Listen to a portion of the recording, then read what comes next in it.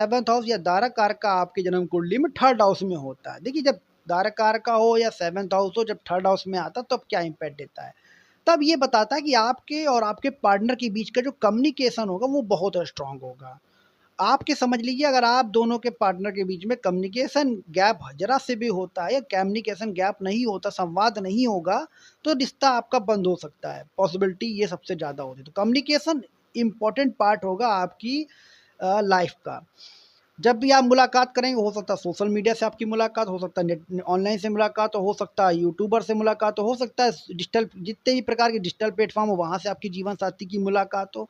ये high possibility देता है। कम्युनिकेशन इंपॉर्टेंट पार्ट है। छोटे भाई बहन का के जरिए आपकी मुलाकात हो सकती है, छोटे भाई बहन के माध्यम से मुलाकात हो सकती है, आपके बड़े भाई बहन उनसे भी हो सकती है आपके जीवन साथी की मुलाकात। और कई बार यात्राओं से भी दिखाता है, यात्रा आप करेंगे वहाँ से कोई ना कोई आपको जीवन साथी टकरा जाएगा, ये पॉसिबिलिटी सबसे ज़्यादा होती है। तो इनकी भी चांसेस बहुत ज़्यादा होते हैं। 3rd हाउस कम्युनिकेशन का भी होता है, तो कम्युनिकेशन आप ऐसा कोई काम करते हो जो कम्युनिकेशन का हो, या पार्टनर आपके ऐसा कम्युनिकेशन का काम करते हो। 3rd हाउस में ये भी देखा गया है कि जनरली जो पार्टनर होता है वो आपके संघर्ष को कम करता है, आपके जो स्ट्रगल हो उसमें आपका साथ देता है, क्योंकि 3rd हाउस पराक्रम का होता है, 3rd हाउस स्ट्रगल का होता है, तो वहाँ पे स्ट्रगल तो आपके जीवन में आएगा लेकिन वो कम करेगा। हो सकता है पार्टनर आपका बिजनेसमैन हो, अधिकतर लोगों की चॉइस होती है कि मेरा पार्टनर बिजनेसमैन होना चाहिए, तो 3rd हाउस दिखाता है। 3rd हाउस में ये कैपेबिलिटीज होती है संग रिस्क लेने की। आपका पार्टनर रिस्की होगा, रिस्क वाले काम करना उसको पसंद होंगे। जैसे बिजनेसमैन है, वो रिस्क लेता है, हर चीज़ में रिस्क लेता है, वो पॉसिबिलिटी आपके पार्टनर को देगा। ये हर व्यक्ति के अंदर नहीं होता इस तरीके के रिस्क ले सके, तो आपके पार्टनर के अंदर वो कैपेबिलिटी होगी कि वो रिस्क लेके आगे बढ़ सकता है लाइफ में।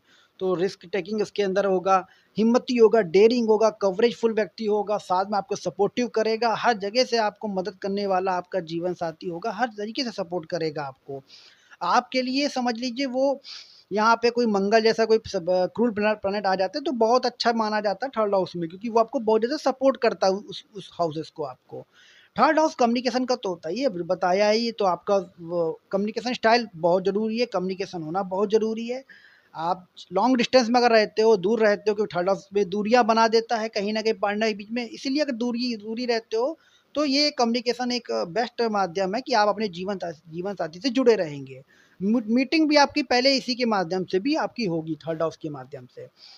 हो सकता है आपका पार्टनर सोशल मीडिया इन्फ्लुएंसर हो, करियर की बात करें सोशल मीडिया इन्फ्लुएंसर हो, यूट्यूबर हो, आज के ज़माने में जो आज के लोग स्टार बन रहे हैं, वो सारी पॉसिबिलिटी आपको देगा। बिज़नेसमैन हो, एंटरप्रेन्योर हो, ये इन्वेस्टर हो सकता है, एंटरप्रेन्योर हो सकता है, ये सारी पॉसिबिलिटी आपका देगा जब धारक कारक का 7th हाउस में 3rd में होगा।